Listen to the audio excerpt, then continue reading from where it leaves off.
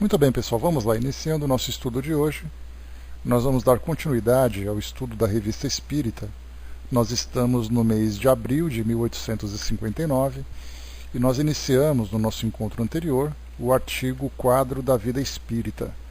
É um artigo bem interessante, né, como nós conversamos, sempre contextualizando ali aquilo que Kardec apresenta para nós. Esse foi um artigo que trazia, né, embora já no segundo ano da Revista Espírita, da publicação do Livro dos Espíritos, então nós podemos dizer que esse era um artigo que trazia uma impressão inicial para aqueles que tinham contato com a doutrina espírita. 2 anos de doutrina era muito pouco, né, comparado com tudo aquilo que estava por vir.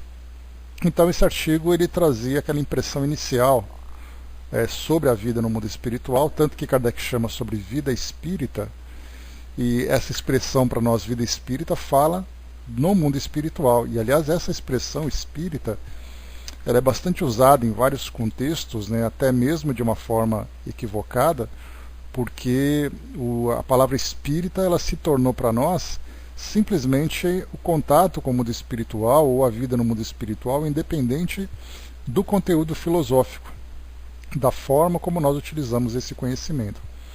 Tanto é assim que é muito comum nós vermos em filmes que são transmitidos, né, filmes produzidos nos Estados Unidos, que eles falam que eles vão fazer uma reunião espírita. E aí então nessa reunião eles fazem evocações. E sem qualquer tipo de interesse mais elevado, interesse de auxílio, interesse instrutivo, pelo simples prazer de se comunicarem com o mundo espiritual, se é que nós podemos chamar isso de algum tipo de prazer, né? Então a palavra espírita ela acabou sendo banalizada, tirando aquilo que era mais importante. Kardec, quando ele fala então sobre a vida espírita, ele fala sobre a vida no mundo espiritual, trazendo ali todos os detalhes de como o espírito chega no mundo espiritual, quais são as suas primeiras impressões, a sua adaptação, as suas potencialidades que vão se desenvolvendo. Quando nós estudamos aqui no nosso encontro anterior, iniciando aqui nesse primeiro artigo, Kardec então trazia, é interessante que ele vai construindo um raciocínio a partir de uma análise crescente, né, do tema.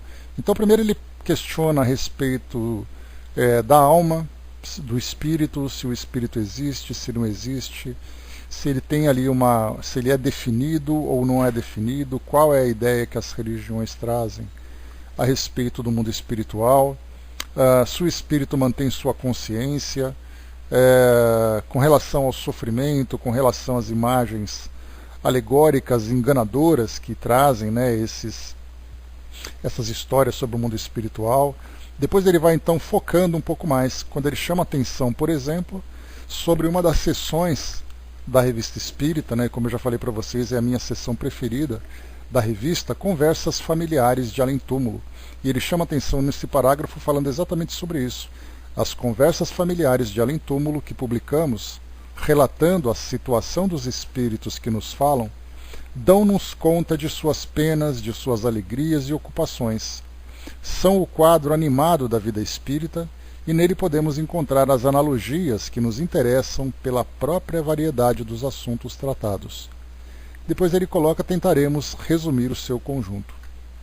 E aí então ele fala sobre essa transformação, ele fala sobre a morte propriamente dita, o corpo então se libertando, o espírito se libertando do corpo físico, já sem vida, fala sobre o laço semimaterial que o vincula, fala sobre o estado de perturbação, se o espírito tem consciência ou não tem consciência dessa nova realidade, que essa perturbação ela pode ser muito variável.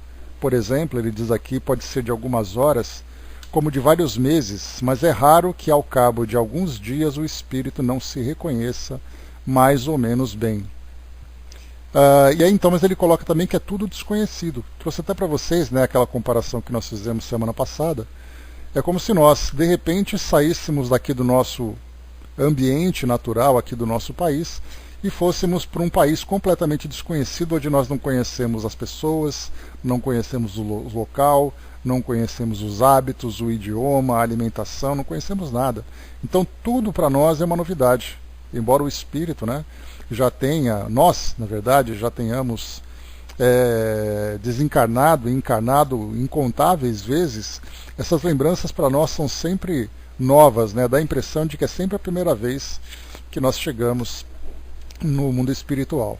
Então tudo nós sempre nos surpreendemos, mas na verdade é a grande influência que a matéria exerce sobre nós, fazendo com que confundamos a realidade do mundo espiritual com a realidade do mundo físico. Fala também aqui sobre chegando no mundo espiritual como uma travessia, né? Encontrando ali amigos, misturam-se aos que o amam e com eles simpatizam, começando ali então de fato uma nova existência. Fala sobre o perispírito como sendo o veículo de transmissão das impressões que ele pode colher à sua volta, né? Das percepções, das sensações. Como, por exemplo, né, essa é uma frase muito interessante, uma colocação muito interessante de Kardec.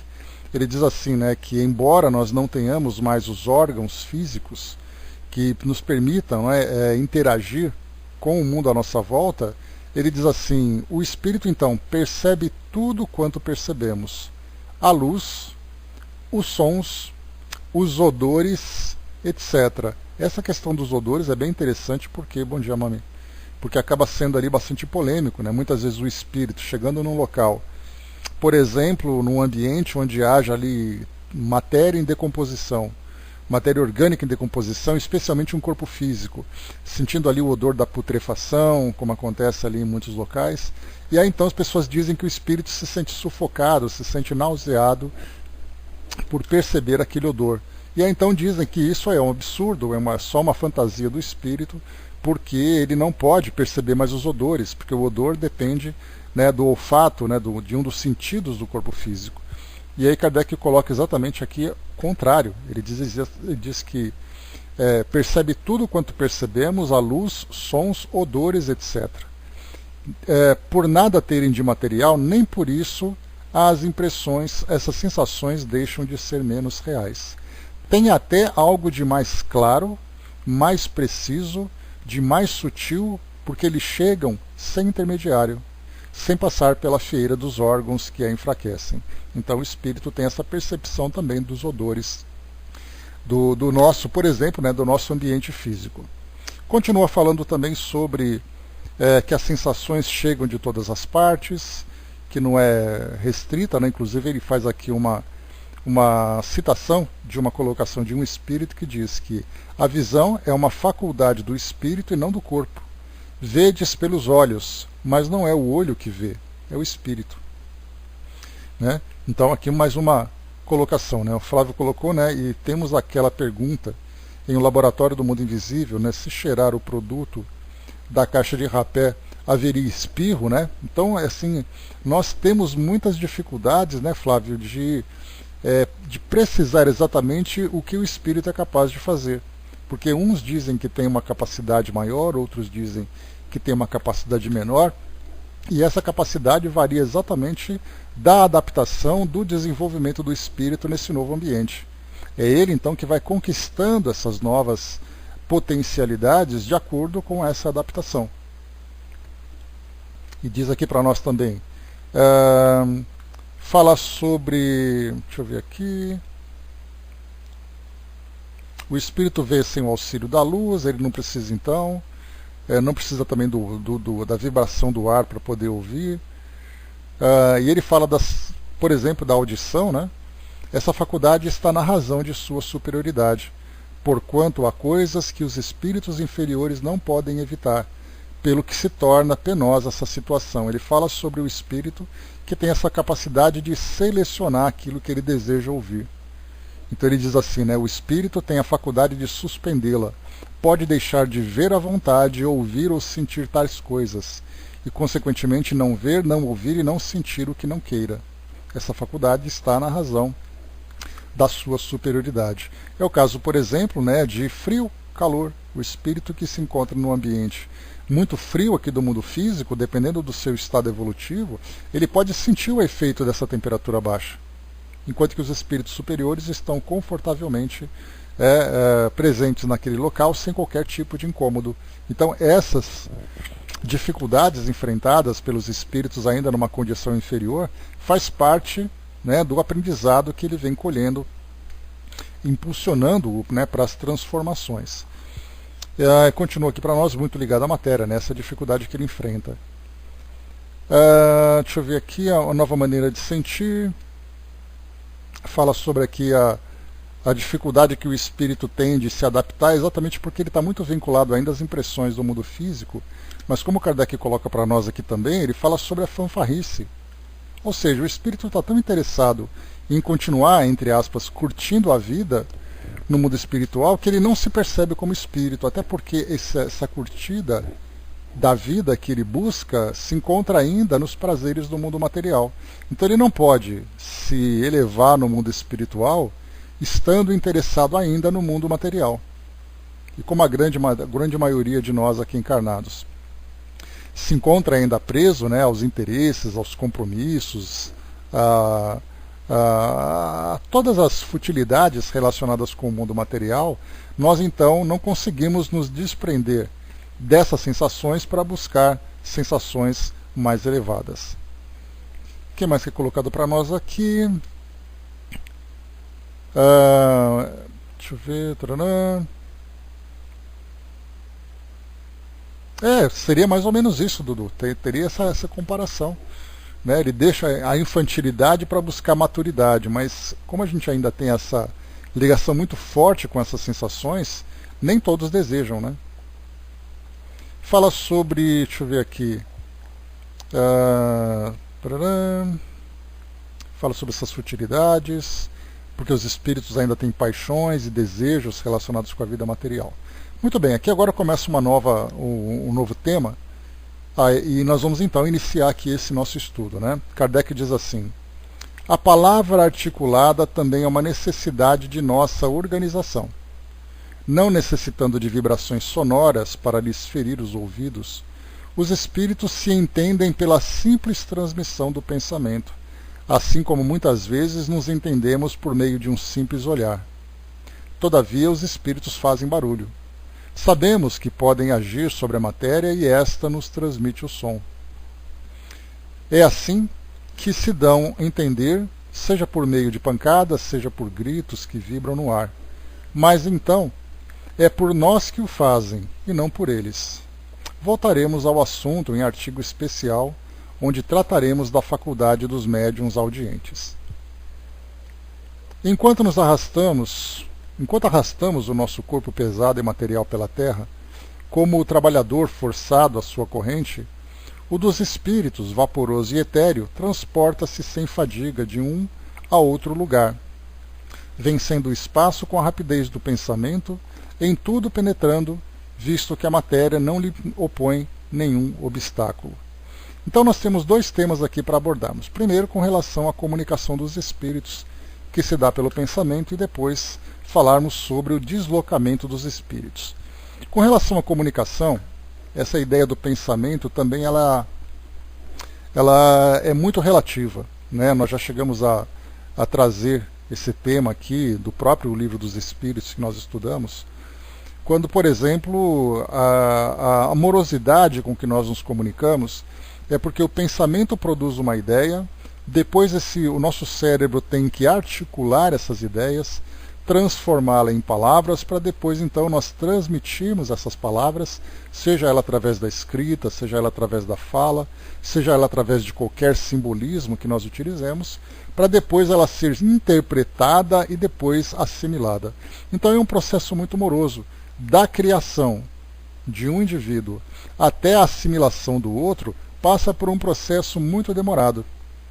Para os espíritos, quanto mais elevada eles são, mais rápido se torna essa comunicação, não há necessidade de uma articulação das ideias, mas simplesmente a transmissão da mensagem que eles desejam transmitir. Para nós isso, claro, fica ainda no campo da teoria, porque nós não temos como exemplificar isso dentro do nosso cotidiano, né, porque isso não faz parte da nossa realidade, mas nós imaginamos sempre que os espíritos se comunicam, quanto mais elevados eles se encontram, através de pacotes de ideias.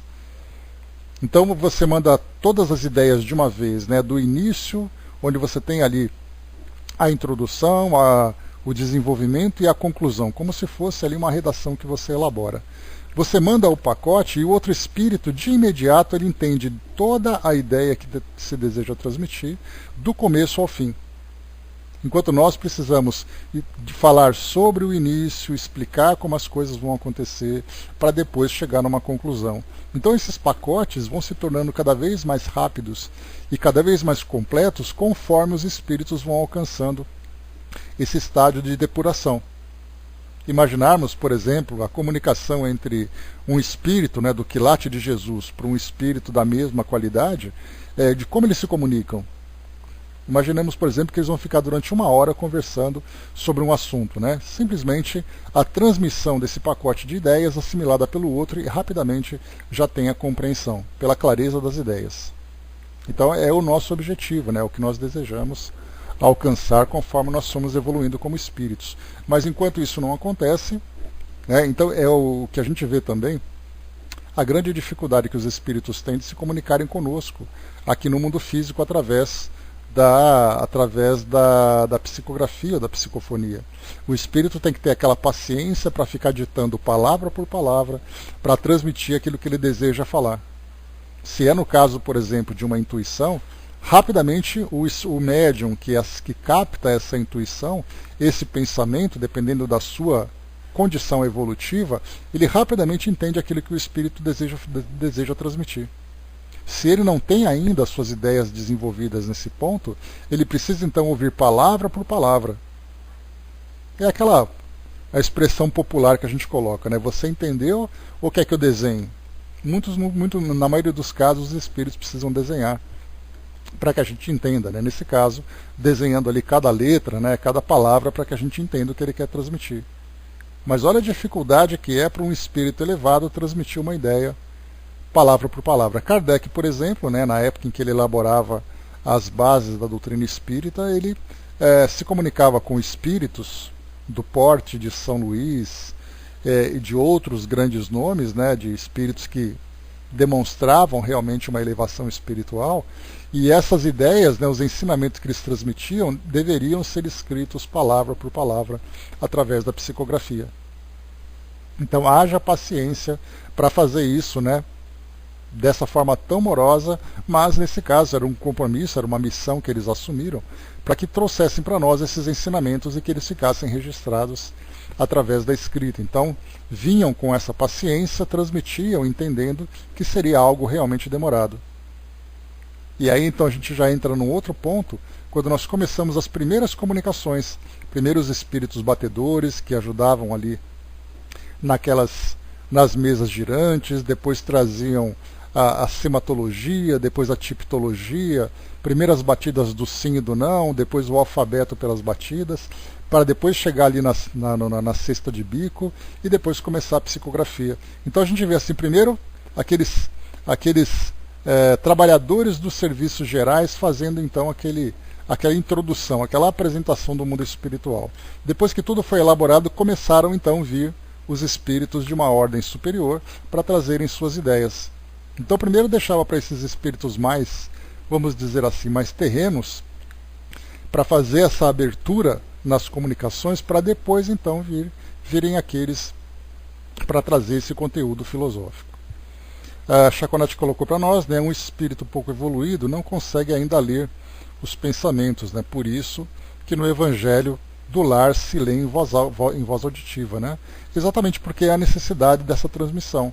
Porque muita gente acha assim, né, que basta você chegar no mundo espiritual, que você vivencia todas as capacidades que o espírito tem. E na verdade não.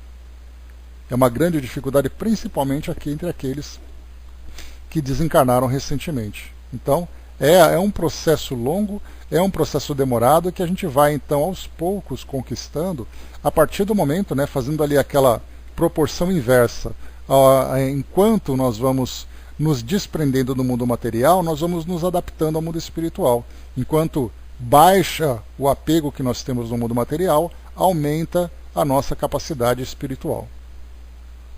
E a outra parte que nós temos aqui também é com relação ao deslocamento. Kardec chama atenção, né, enquanto arrastamos o nosso corpo pesado e material pela Terra, os espíritos vaporoso, o corpo dos espíritos, né, vaporoso e etéreo, transporta-se sem fadiga de um lugar a outro, vencendo o espaço, com a rapidez do pensamento e em tudo penetrando, visto que a matéria não lhe opõe nenhum obstáculo. Aqui também já é outra situação. Mas a gente pode imaginar, por exemplo, né, nós fizemos já várias vezes esse exercício, né, se nós ficarmos concentrados e nós pensarmos agora no Cristo Redentor, no momento em que a imagem do Cristo surgiu na nossa mente, nós já estamos lá. Aí eu peço para vocês, imaginem uma fotografia da muralha da China.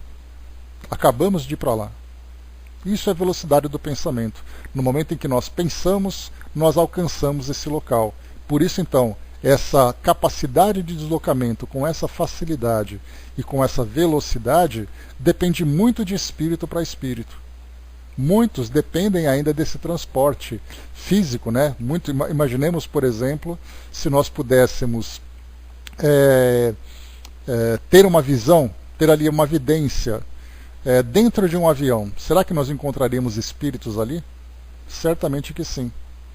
Pode parecer algo fútil, algo banal, algo até fictício, mas se um espírito não tem a capacidade de se deslocar de um local para outro, ele necessita desse transporte material que nós temos hoje. Então nós imaginemos, por exemplo, né, rodoviárias, ferroviárias, aeroportos, portos, carros, rodovias por todo lado. Nós encontraremos espíritos se deslocando de um local para outro. Dudu colocou, né, e tem espírito em toda parte. Né? Pois é, e tem mesmo. Porque ainda dependem desse auxílio, né, por estarem ainda muito ligados ao mundo material. Então nós já vimos, né, em vários relatos que chegam para nós, os espíritos nos acompanhando em nossos meios de transportes. Então esse acompanhamento se dá pelo interesse em nós, não pela limitação que eles apresentam. Agora, grande parte daqueles que estão ainda transitando entre nós aqui no mundo material estão aqui muito mais por afinidade com o mundo material do que por qualquer tipo de interesse que eles tenham de estar aqui. Continuando, vamos lá. Nós temos até, né, aquele exemplo que mostrou para nós no filme Ghost, daquele espírito que fica transitando no metrô de um lado para o outro. Aquilo é muito real. Da mesma forma que nós encontramos espíritos que ficam presos em cemitérios, presos em locais, em residências que eles estão, como é que eles vão se deslocar com a velocidade do pensamento se eles não conseguem sequer sair do local onde eles estão? E também com relação, né, quando se fala sobre os veículos de transporte utilizados pelos espíritos, né, nós já vimos essas citações em livros como os de André Luiz, nós já vimos também no Memórias de um Suicida, em que espíritos são conduzidos de um local para outro com meios de transporte. Isso também é um tema de grande discussão no meio espírita, discussões calorosas, daqueles que concordam, daqueles que discordam, sem levar em consideração o conhecimento que o espírito tem para esse deslocamento. Um espírito adoecido, um espírito ainda muito preso ao mundo material, não pela sua inferioridade, mas pela sua falta de conhecimento. Ele necessita então de auxílio para ser transportado de um local para outro. Esse tipo de auxílio é que os espíritos então trazem para nós. Deixa eu ver aqui. O Flávio colocou, né? Tive que reiniciar o mundo. Beleza. Deixa eu ver aqui. Marião colocou, né? Quando ando de trem, fico pensando quantos espíritos será que tem junto, né?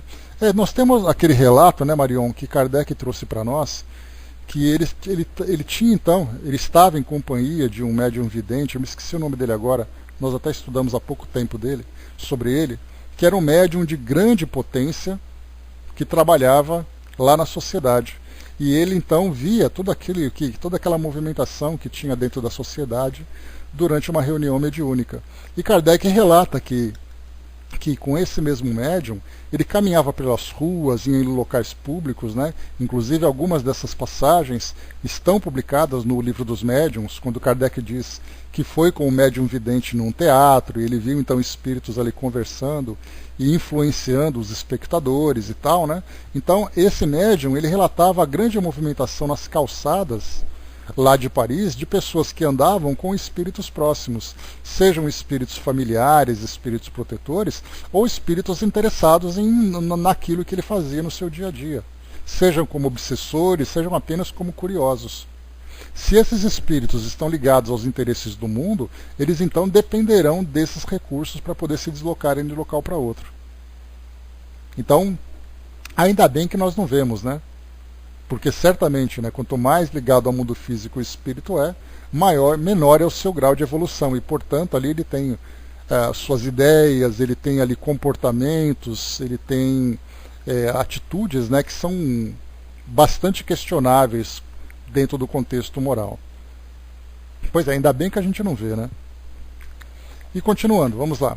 Num shopping, por exemplo, né, uma coisa curiosa, imagina se você vai a um shopping center, naqueles corredores lotados, será que tem espíritos ali? Para nós espíritas não há dúvidas.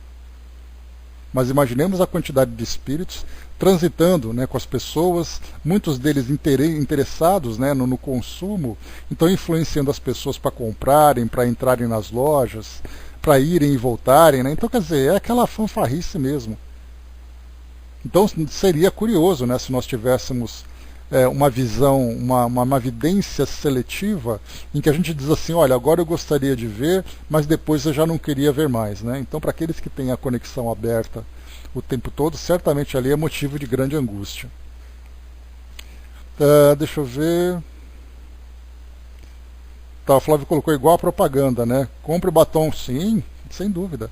Essa influência ela é muito presente. Eu me lembro, Flávio, de um livro que eu li, eu não me recordo qual é o título dele, porque faz muito tempo que eu li, mas dizia respeito ao Brasil naquele período da década de 50, década de 40, alguma coisa assim, e falava sobre o Jockey Club no Rio de Janeiro.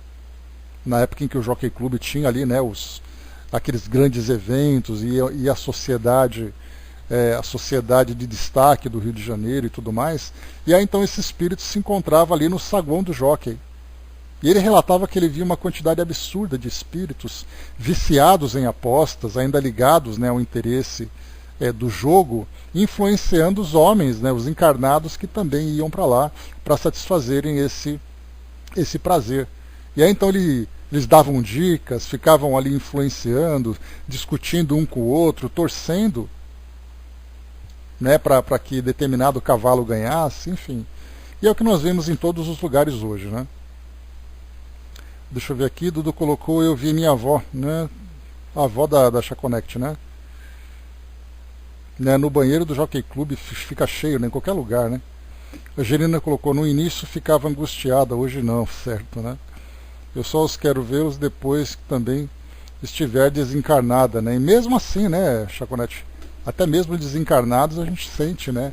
Porque você vai ver um espírito e dependendo da afinidade que você tem com eles, você acaba se envolvendo também nas situações que eles criam.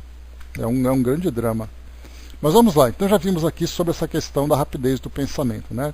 E trouxemos aqui, inclusive, né, outras ilustrações também para fortalecer. Flávio colocou, antes de continuarmos, eu li um livro chamado Jogo, Mergulho no Vulcão, que falava dessa sensação que os espíritos tinham quando de aposta, né? Então, a gente pode imaginar tudo isso, né? Estádios hoje de futebol que nós vemos, aquelas brigas de torcida.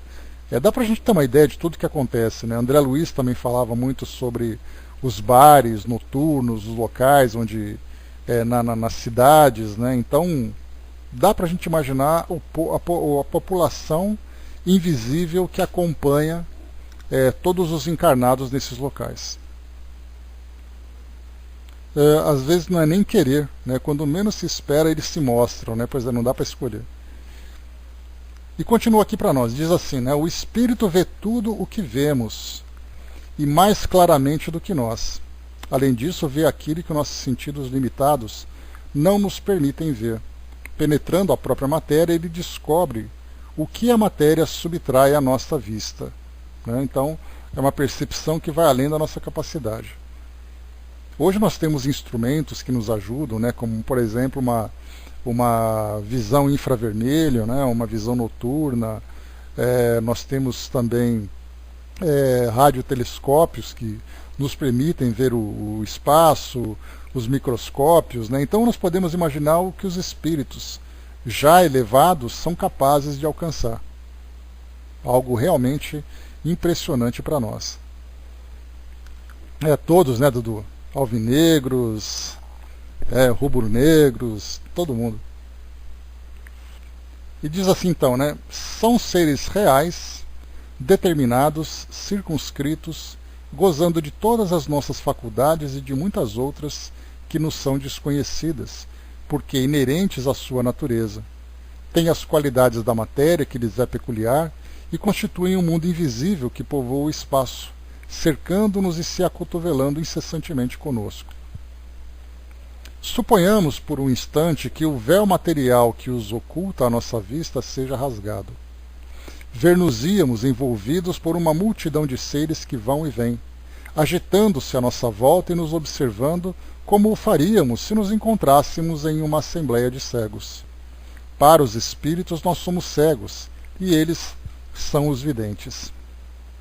Eu comentei com vocês, né, que certa vez eu assisti a um filme que era um filme evangélico.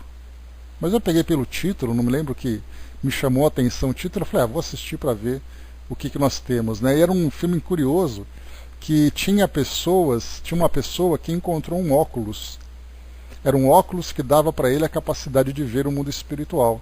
E aí então ele colocou esses óculos e começou a perceber a quantidade de demônios que havia entre nós. Porque é exatamente dentro dos dogmas, né, dessa filosofia, aqueles que estão próximos a nós são os demônios, né, porque o restante vai para o céu, o inferno, o purgatório, né, para qualquer ambiente do mundo espiritual, mas não interagem conosco, porque aqueles que estão entre nós são somente esses espíritos inferiores. Então mostravam, né, aqueles espíritos que iam e vinham, ficavam nos envolvendo, e aí você tirava o óculos e eles desapareciam. Ou seja, não deixa de ser uma coisa curiosa, né, pelo menos a ideia que o filme transmitia, né, se nós pudéssemos ter algum recurso para perceber os espíritos, seria bastante interessante.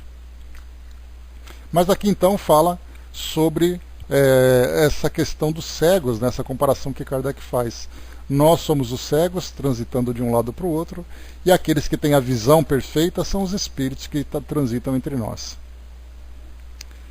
Dissemos que ao entrar em sua nova vida, o espírito necessita de algum tempo para se reconhecer, que tudo lhe é estranho e desconhecido. Então, não apenas o estado de perturbação, onde ele se pergunta, né, onde estou, quem sou eu, o que aconteceu, para depois então ele começar a se adaptar a essa realidade do mundo espiritual, tendo uma compreensão de quem ele é agora, qual é o seu novo estado, também do que ele é capaz de fazer a partir daquele momento, quais são as afinidades, né, com que ele se liga no mundo espiritual, quem é o grupo com quem ele tem afinidade no mundo espiritual e qual é exatamente o seu destino. Porque não basta apenas o espírito se reconhecer como desencarnado no mundo espiritual. O que acontece a partir dali? Para onde ele vai? O que ele faz? Quem são ali as suas companhias? Porque essa é uma pergunta importante. Porque nós imaginamos que o espírito automaticamente é atraído por uma região, conforme é colocado dentro dos dogmas das escolas tradicionais, mas muitos espíritos, quando se reconhecem, eles se veem aqui no mundo físico. E aí então eles ficam transitando entre nós. Exatamente quando nós falamos que o espírito fica num estado errante, ele literalmente fica errando.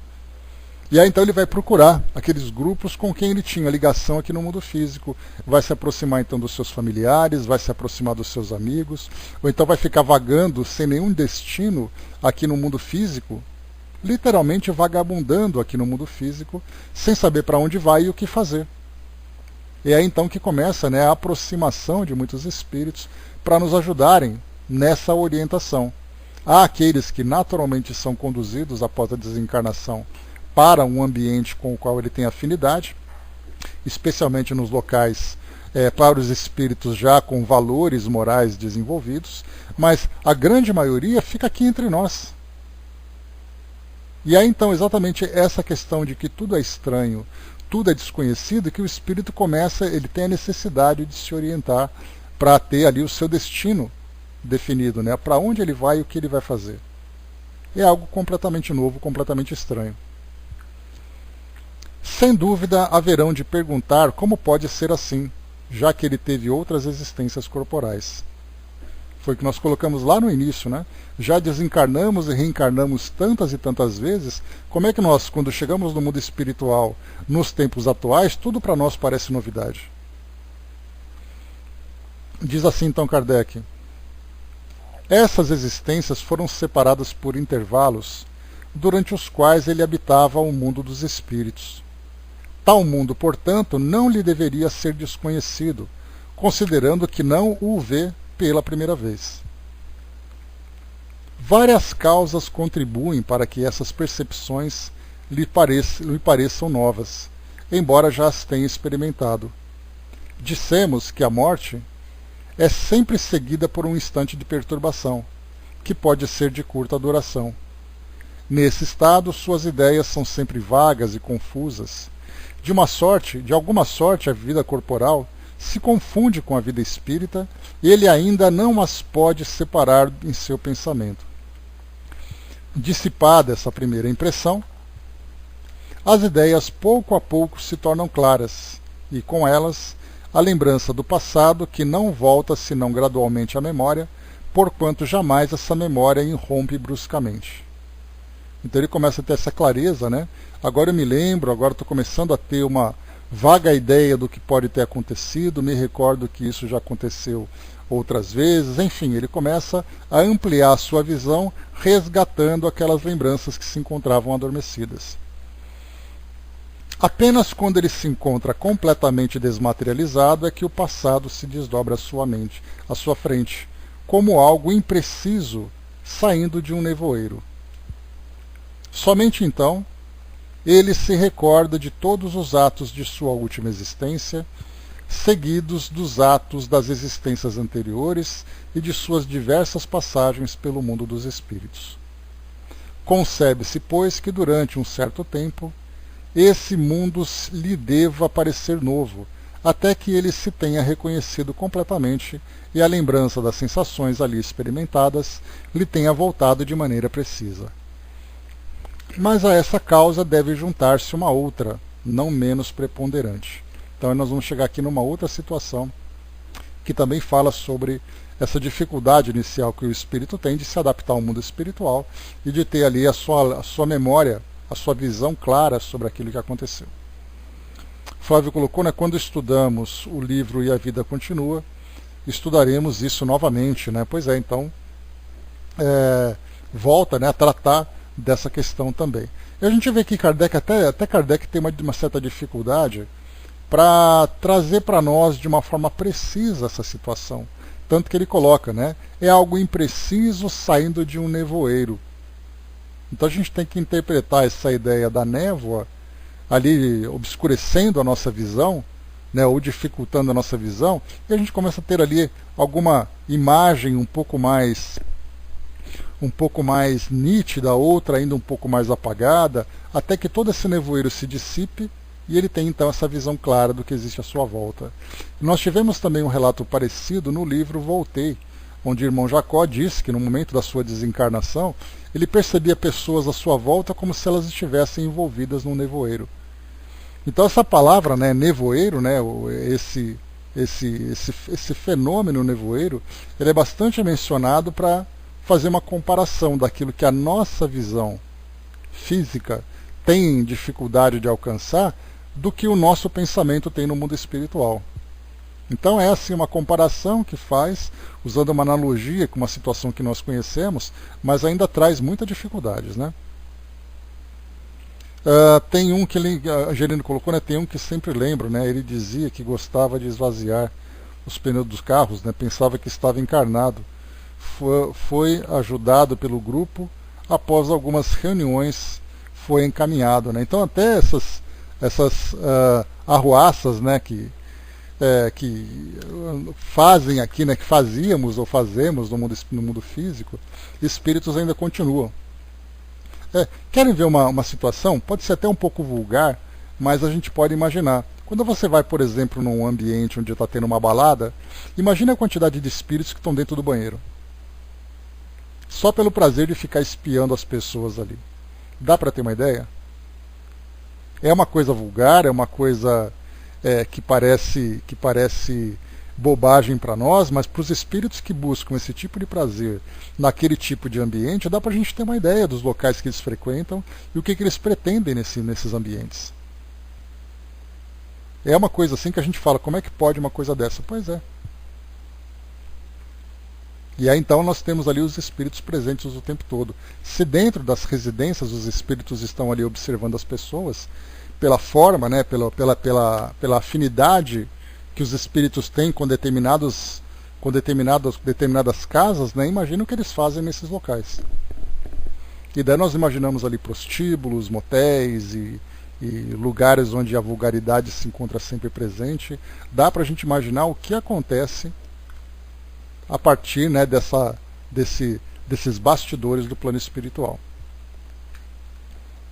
Kardec então trata aqui de uma outra questão para nós, para complicar um pouco mais essa visão e adaptação do mundo espiritual.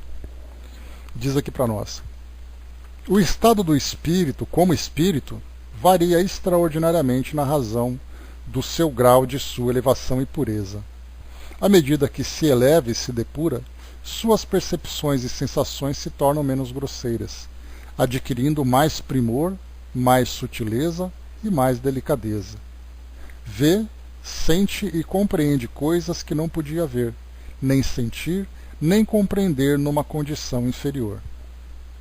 Ora, cada existência corporal, sendo para ele uma oportunidade de progresso, condulo a um novo meio, porque se encontra, caso haja progredido, entre espíritos de uma outra ordem, cujas ideias, pensamentos e hábitos são diferentes. Acrescente-se que tal depuração lhe permite penetrar, sempre como espírito, em mundos inacessíveis aos espíritos inferiores, como entre nós, os salões da alta sociedade são interditos às pessoas mal educadas. Quanto menos esclarecido, tanto mais limitado é seu horizonte. À medida que se eleva e se depura, esse horizonte se amplia e com ele o círculo de suas ideias e percepções. A seguinte comparação nos permite compreendê-lo. Suponhamos um camponês bruto e ignorante vindo a Paris pela primeira vez. Conhecerá e compreenderá a Paris do mundo sábio e elegante? Não, porque frequentará apenas as pessoas de sua classe e os bairros que elas habitam. Mas se no intervalo de uma segunda viagem esse camponês se desenvolveu, havendo adquirido instrução e boas maneiras, outros serão seus hábitos e suas relações. Verá então um mundo novo para ele, que em nada se assemelhará a Paris de outrora. O mesmo acontece com os espíritos. Nem todos, porém, experimentam esse mesmo grau de incerteza. À medida que progridem, suas ideias se desenvolvem e a memória se aperfeiçoa. Familiarizam-se antecipadamente com a sua nova situação. Seu retorno entre os outros espíritos nada mais tem que os surpreenda. Encontram-se em seu meio normal e, passando o primeiro momento de perturbação, reconhece-se quase que imediatamente. Então aqui ele começa a dizer do espírito então que numa encarnação, numa desencarnação, ele tem aquele choque com o mundo espiritual. Numa próxima, conforme ele se espiritualiza e se instrui, ele então retorna, passa por aquele estado inicial, né, de ter ali sido pego de surpresa, principalmente, né, nós lembramos, um espírito que tem ali um certo grau de esclarecimento, mas ele é apanhado de surpresa numa desencarnação repentina, como um acidente, por exemplo, ele acaba ficando surpreso por estar no mundo espiritual, porque numa hora ele estava vivendo a vida dele de uma forma absolutamente natural. Na outra ele já não se encontra mais. Muito diferente, por exemplo, de alguém que vai passando por algum tipo de doença, né, que vai consumindo o seu corpo físico, e ele vai já se preparando para a desencarnação. Ele pode não saber o momento exato em que ele volta a essa condição de espírito desencarnado, mas ele já estava preparado aguardando esse momento chegar. Agora, para alguém que vive a sua vida, né, em toda a sua atividade, em todo o seu interesse, fazendo ali o seu planejamento diário, o seu planejamento a médio e longo prazo, de repente ele é tomado por uma desencarnação, ele, claro, fica muito surpreso, fica até muito chocado. E aí então nós vemos, né, os espíritos que sofrem por se separarem de suas famílias, por se separarem das atividades que ele tinha prazer em desenvolver, do seu trabalho, dos seus estudos, de suas relações sociais. E é muito difícil mesmo. Imaginemos que nós temos todo o planejamento de viver entre os nossos familiares e amigos, vivendo ali as nossas atividades, daquilo que nós gostamos de fazer. De repente, de uma hora para outra, pum, você perdeu tudo isso. E aí então lembramos, né, quantos espíritos que sofrem demais, e é um sofrimento sincero, porque eram espíritos que amavam seus familiares, tinham ali muita preocupação, né, em manter sua família, manter suas atividades, seus compromissos, e de repente ele não pode fazer absolutamente mais nada. Imaginemos essa surpresa, esse impacto para cada um de nós, de você assimilar assim, olha, para de pensar em todos eles, vai viver sua vida. Mas até um minuto atrás eu vivia com a minha família, como é que eu posso esquecer de uma hora para outra? Como é que eu posso simplesmente ignorar tudo aquilo que eu sentia, todo o planejamento que eu fiz para a minha vida, e agora do nada eu perdi tudo isso? E nós estamos falando de espíritos espíritos bons, espíritos que tiveram uma vida saudável, moralmente saudável, né? E não espíritos vulgares. E até mesmo esses vulgares também passam por isso. Como é difícil essa transição da realidade física para a espiritual, quando o indivíduo é pego de surpresa. Sim, a Angelina, né, a Marion também, mas realmente é muito difícil. E então essa adaptação, cada espírito então, vivendo ali um momento, aquele seu momento, né, que pode ser um momento breve, pode ser um momento mais longo, né, mas ir se adaptando a essa nova realidade. Como é que você vai se preocupar se você é um espírito desencarnado, se você tem capacidade de se deslocar com a velocidade do pensamento, se você pode se comunicar pelo pensamento, pensando nos entes queridos que você deixou? Principalmente se você tem responsabilidade, ou tinha responsabilidade, para sustentação, para orientação, para a proteção da sua família. De uma hora para outra, acabou.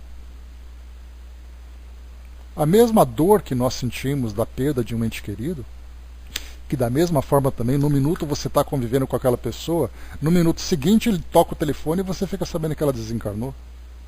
Da mesma forma que nós sofremos nesse sentido, por vivermos essa perda desse ente querido, esse espírito também sofre por essa perda. Embora ele possa ter acesso a essa família, convivendo, observando, protegendo, ajudando, né, de acordo com a sua evolução, ele não tem mais a convivência como ele tinha antes, até porque ele já não é mais percebido pela família. É um processo muito difícil. Por isso, então, como eu sempre falo para vocês, né, a quantidade, né, de equipes de terapeutas do plano espiritual que acolhem esses espíritos, trabalham pelo seu esclarecimento, trabalham pela sua transformação moral, pelo reequilíbrio dos seus pensamentos, dos seus sentimentos, deve ser um trabalho muito intenso. Nós já vimos mesmo, né, lá no livro Nosso Lar, quando André Luiz foi até a casa de como é que chamava o enfermeiro mesmo? Lísias. É que eu estou com um gúbio na cabeça por causa do livro que nós estudamos, né, mas ele foi lá na casa de Lísias e ele encontrou a prima de Lísias, aquela moça que estava vestida de noiva. Ela desencarnou durante o noivado, pronta para casar, e não se conformava com essa perda. Olha que dificuldade que é para o espírito aceitar essa nova realidade. Da mesma forma que nós sofremos aquele período de luto, os espíritos não passam por uma situação diferente. Quanto mais apegados eles estão ao mundo físico, mais difícil é ainda. Deixa eu ver o que vocês colocaram. A Chaconete colocou, né, os que morrem tragicamente nem sabem que morreram, exatamente, né, desencarnarem de surpresa é algo muito difícil. Há aqueles ainda que vão, por exemplo, né, o indivíduo teve um infarto, aí então ele foi levado para o hospital, ele está acompanhando esse processo. Aí ele foi para o hospital, aí depois ele é tratado pelos médicos, aí ele desencarnou, aí vão dizer para ele assim, olha, você estava no hospital, você lembra? Então, seu coração não resistiu, infelizmente você desencarnou. Agora imagina alguém que está dirigindo um carro, vê um impacto e puf, acabou. O trauma que é para o espírito se adaptar a essa nova realidade. Que ele estava, por exemplo, voltando para casa. Está dirigindo, voltando para casa, pum, desencarnou. Não, mas eu estava voltando para casa para cuidar da minha família. Como é que eu vou citar isso? Que situação complicada é essa? Deixa eu ver mais aqui. Vocês colocaram, né? Todos esperamos que não, né, Marion? Dudu colocou, né? Meu irmão e meu pai passaram por isso, né? Perdas rápidas na rua, telefone tocando aqui em casa, avisando o óbito, né? Imagina. Passou por isso com a minha mãe, foi complicado, né? Ela, imagina também o papel contrário. A gente está vendo agora aquele lado contrário. Porque da nossa parte, né, nós infelizmente temos muitas experiências nesse sentido, né? Seja uma experiência direta ou uma experiência indireta, né? Alguém assim um pouco mais próximo, uma pessoa conhecida, né? Ou então dentro da própria família. Agora a gente pensa do lado contrário, a gente está vendo o lado do espírito que parte. O que ele sente nesse momento. Deixa eu ver aqui, o Flávio lembrou, né? Muitos chegam nas reuniões mediúnicas reclamando que não sabem por que os familiares não conversam mais com eles. E isso acaba sendo tema de filme, né? Como é o caso do filme Sexto Sentido, em que aquele psicólogo vivencia isso, né? Ele continua trabalhando, buscando a esposa se envolvendo com outra pessoa e ele se achando encarnado ainda. Que situação. Continuando, vamos lá. Então aqui à medida que progridem suas ideias, se desenvolvem, a memória se aperfeiçoa. Familiarizam-se antecipadamente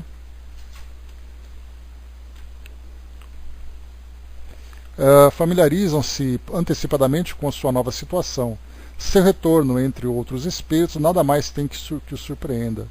Encontram-se em seu meio normal e, passando o primeiro momento de perturbação, reconhecem-se quase imediatamente. A gente está falando aqui de reconhecimento, não que ele saiba lidar com isso, né, com essa separação.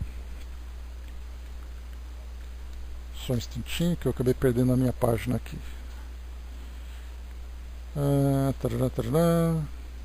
Tá. Espera só um pouquinho aqui. Tá. Tal é a situação geral dos espíritos no chamado estado de erraticidade. Mas o que fazem nesse estado? Como passam o tempo? Para nós essas questões são de interesse capital e eles mesmos é que vão respondê-las, como foram eles que nos deram as explicações que acabamos de fornecer, pois nada disso é produto de nossa imaginação. Não se trata de um sistema saído de nosso cérebro. Julgamos conforme vemos e ouvimos. Abstraindo-nos de qualquer opinião sobre o espiritismo, haveremos de convir que essa teoria da vida de além-túmulo nada tem de irracional. Ela apresenta uma sequência e um encadeamento perfeitamente lógicos, que honrariam mais de um filósofo. Seria um erro pensar que a vida espírita seja uma vida ociosa. É, ao contrário, essencialmente ativa, e todos nos falam de suas ocupações. Tais ocupações diferem necessariamente conforme seja o espírito errante ou encarnado. No estado de encarnação, elas são relativas à natureza dos globos por eles habitados, às necessidades que dependem do estado físico e moral desses mundos, bem como da organização dos seres vivos. Então, quer dizer, como encarnados, dependendo do mundo que o espírito vive, ele vai ali cumprir, né, os seus compromissos de acordo com as suas necessidades e as necessidades do mundo. Nós aqui, por exemplo, né, temos as nossas atividades profissionais, atividades acadêmicas, atividades religiosas, atividades sociais. A gente não questiona aqui, né, se o que a gente faz é bom ou se não é bom. A gente faz aquilo que nós buscamos pela própria lei de afinidade. Não é isso que vamos tratar aqui. Falaremos somente dos espíritos errantes. Entre os que alcançaram um certo grau de elevação, uns velam pela realização dos desígnios de Deus nos grandes destinos do universo. Dirigem a marcha dos acontecimentos e concorrem para o progresso de cada mundo. Outros tomam os indivíduos sob sua proteção, constituindo-se em seus gênios tutelares e anjos da guarda, acompanhando-os desde o nascimento até a morte, buscando encaminhá-los na senda do bem. É uma felicidade para eles quando seus esforços são coroados de sucesso. Então vamos devagar aqui. Voltando aqui um pouquinho, que a gente estava vendo. Deixa eu ver aqui.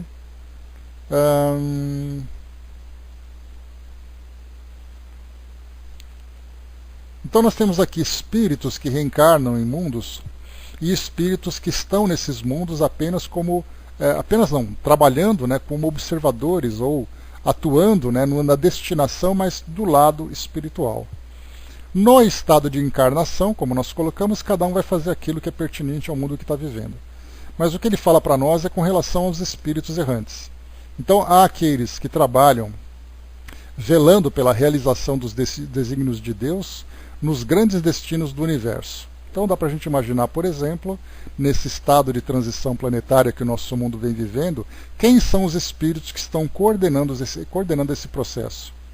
Como é a hierarquia desses espíritos, desde aqueles que são os dirigentes até aqueles que são os trabalhadores no seu mínimo grau, até no grau mais baixo de trabalhadores desse grupo.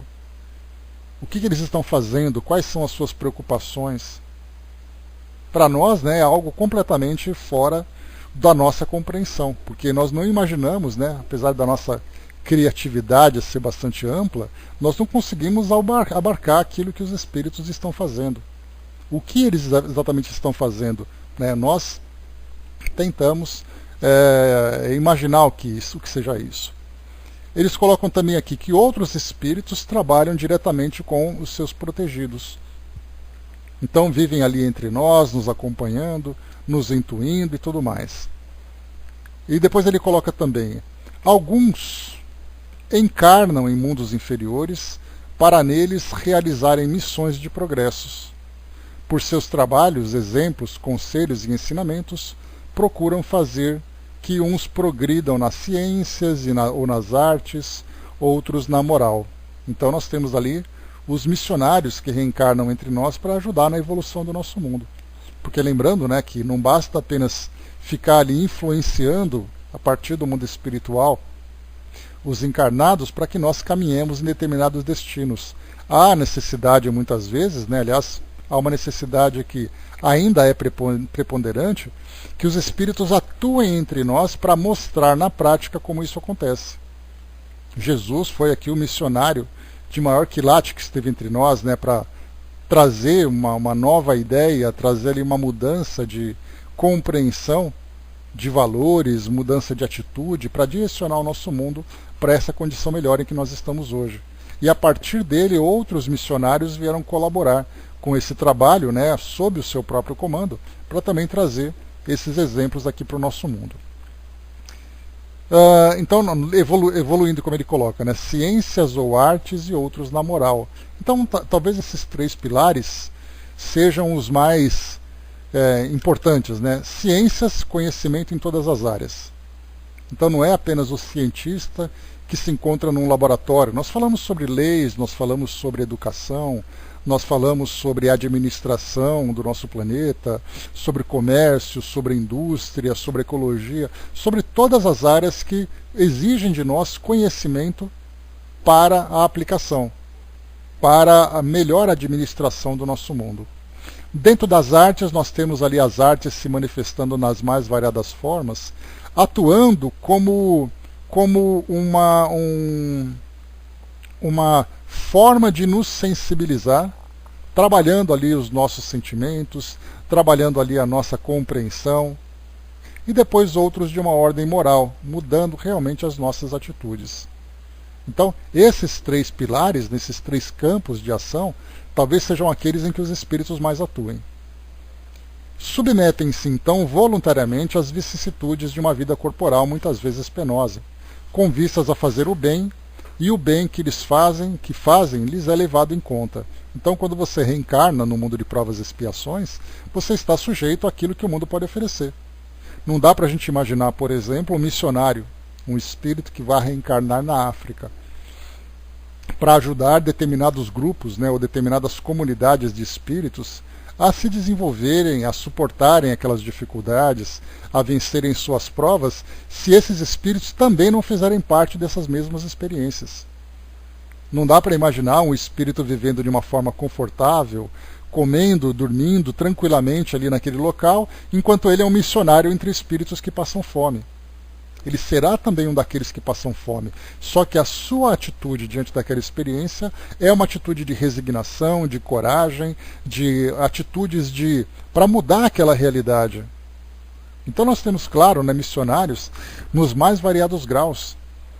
Há aqueles grandes missionários e há um espírito missionário, como nós encontramos, por exemplo, em várias partes do mundo, grupos religiosos que saem de seus países e vão ajudar na evangelização, ou então grupos de médicos, grupos de trabalhadores da área social para ajudar na construção, na reconstrução de uma comunidade.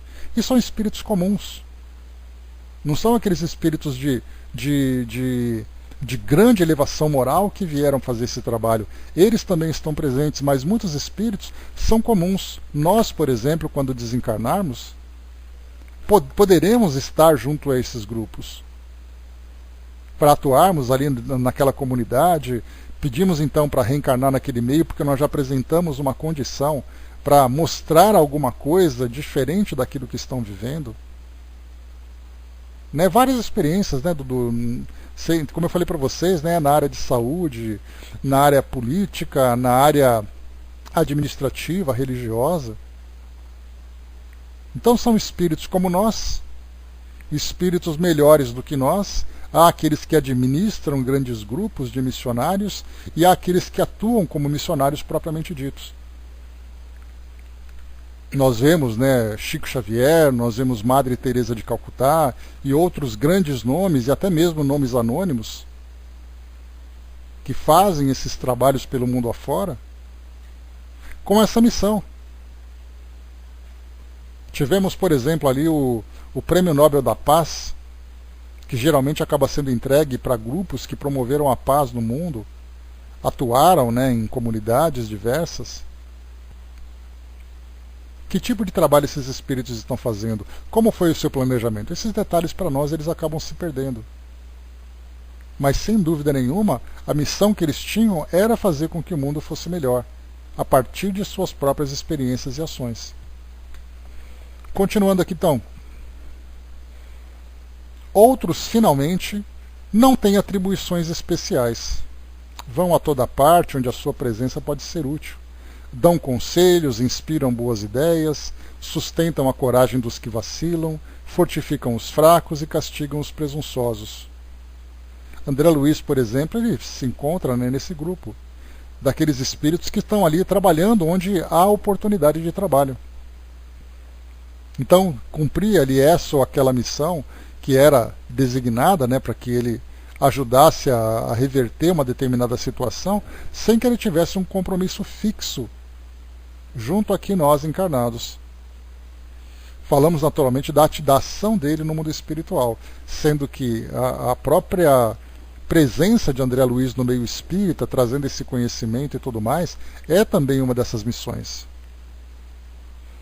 A Angelina colocou, durante a emancipação do espírito, a cada noite podemos ir até eles. O problema é que nós não lembramos, pelo fato de estarmos ainda muito presos aqui ao mundo físico, e as nossas lembranças ficarem confundidas, ficarem confusas.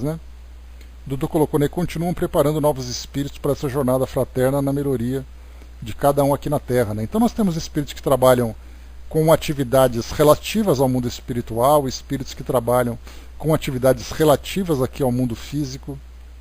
Então cada um atuando dentro de uma área. Se considerarmos o número infinito de mundos que povoam o universo e o incalculável número de seres que o habitam, compreenderemos que os espíritos têm muito em que se ocupar. Tais ocupações, porém, nada têm de penosas. Eles as realizam com alegria, voluntariamente, sem constrangimento, e sua felicidade é triunfar naquilo que empreendem. Ninguém pensa numa ociosidade eterna, que seria um verdadeiro suplício. Quando as circunstâncias o exigem, reúnem-se em conselho, deliberam sobre a marcha a seguir, conforme os acontecimentos, dão ordem aos espíritos que lhes são subordinados e vão para onde o dever os chama. Essas assembleias são mais ou menos gerais ou particulares, conforme a importância do assunto. Nenhum lugar especial e circunscrito é destinado a essas reuniões.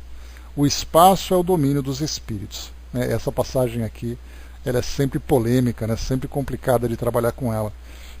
Porque quando Kardec coloca nenhum lugar especial é circunscrito e que o espaço é o domínio deles, aí entra em atrito com as colônias espirituais que os outros espíritos trazem para nós.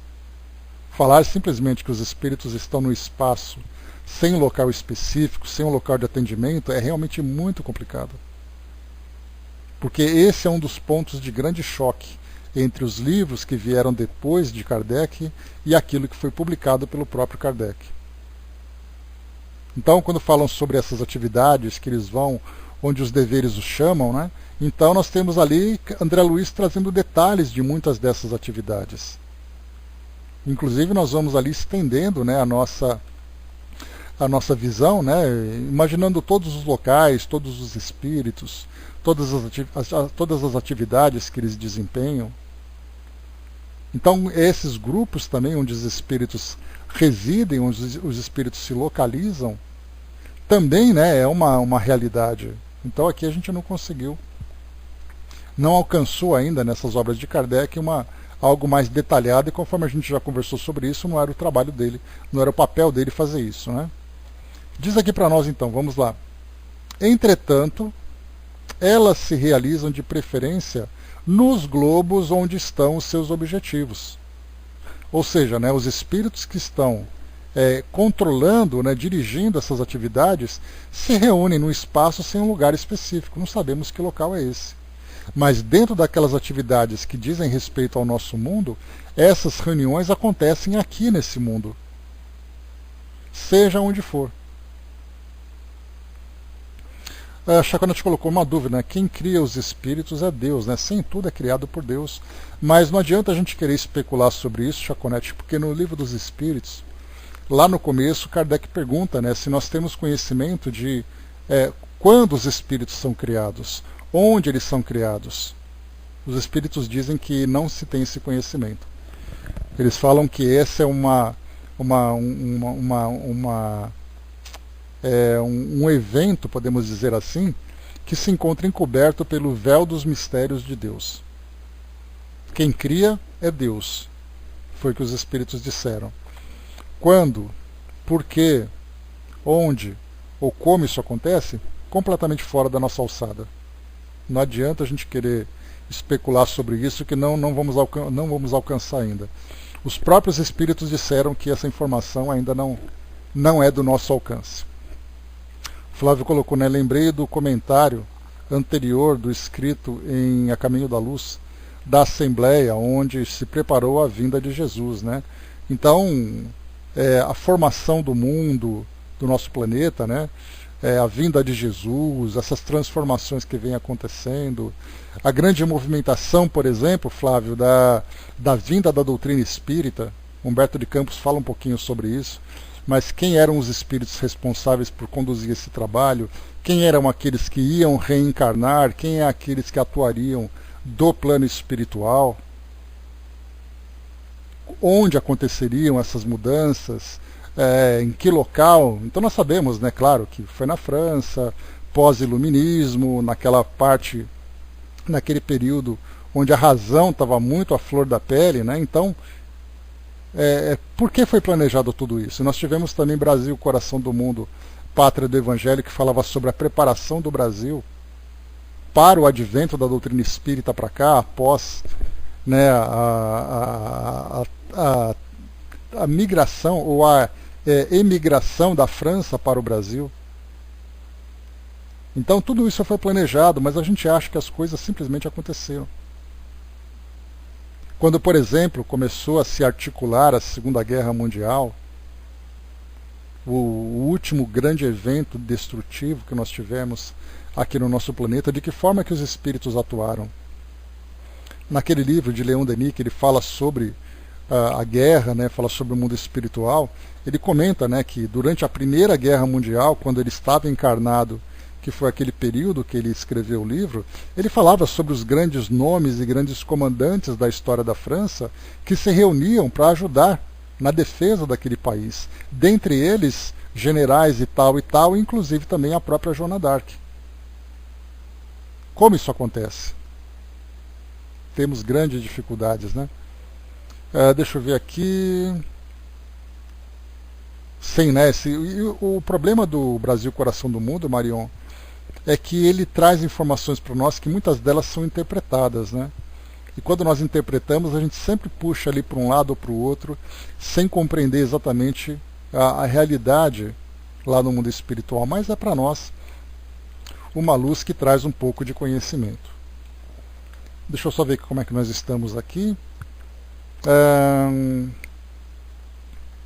Então aqui, né, entretanto, as reuniões se realizam de preferência nos globos onde estão os seus objetivos. Os espíritos encarnados que neles estão em missão, delas participam conforme sua elevação. Enquanto o corpo repousa, vão aurir conselhos dos outros espíritos e muitas vezes receber ordens sobre a conduta que devem adotar como homens.